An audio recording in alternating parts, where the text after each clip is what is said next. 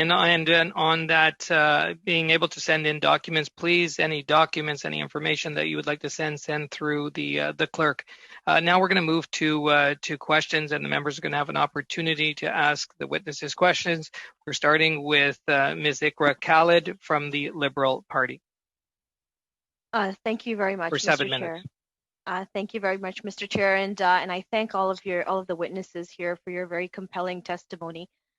I would like to start by giving Ms. Djswitch the opportunity to finish her narrative of the events that Ms. Ojigo also highlighted as well.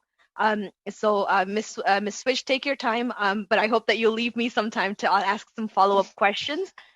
Just in your remarks, also, if you can address the Cybercrime Act in Nigeria and its impact on your advocacy in the online space as well. So please go ahead, Ms. Djswitch. Okay, so just to quickly round that up, so like you said, I can leave you some time.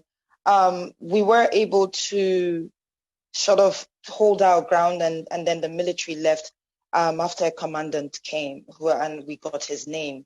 I think they must have, we just guessed they must have found out that there were a lot of people that were watching what was going on. But 45 or 50 minutes later, the police came and did the same thing and actually killed people. So that's just to wrap it up as quickly as possible.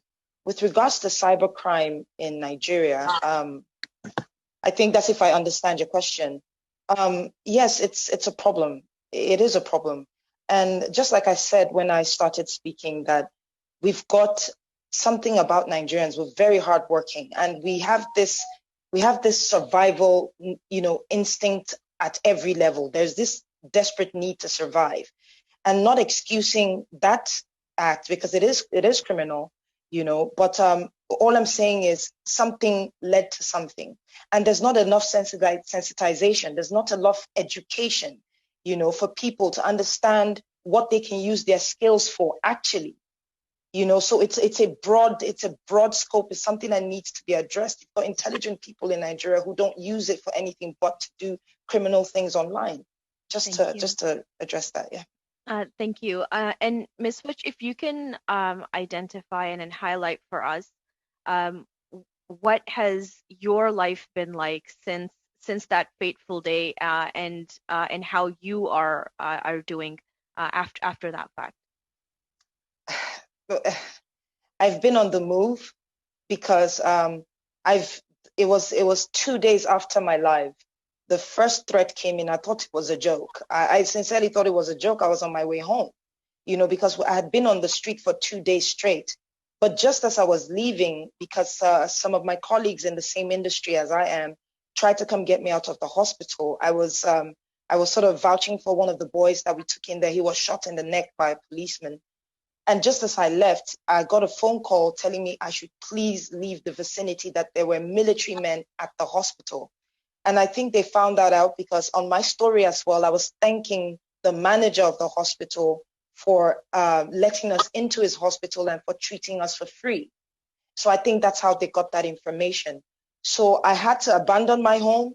I moved from people's homes, like different places. I stayed in someone's property that they hadn't lived in for a long time.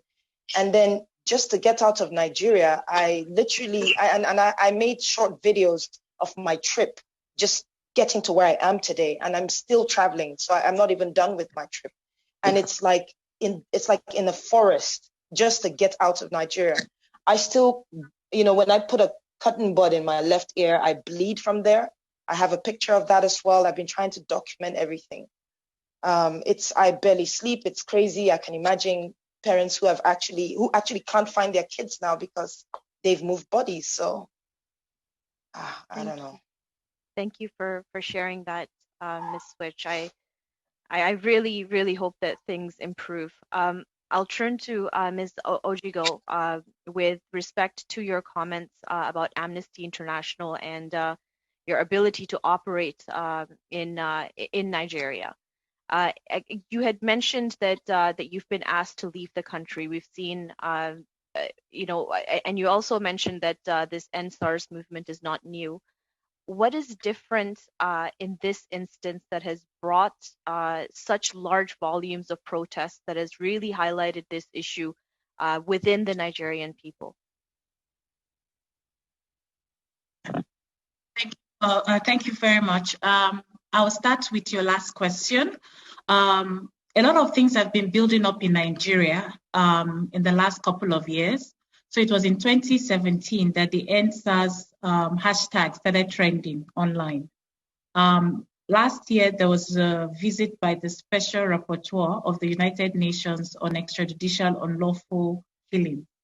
And in her preliminary observations, she noted that the lack of accountability in Nigeria for crimes committed by the state officials is actually leading to that we're actually sitting on a keg of gunpowder.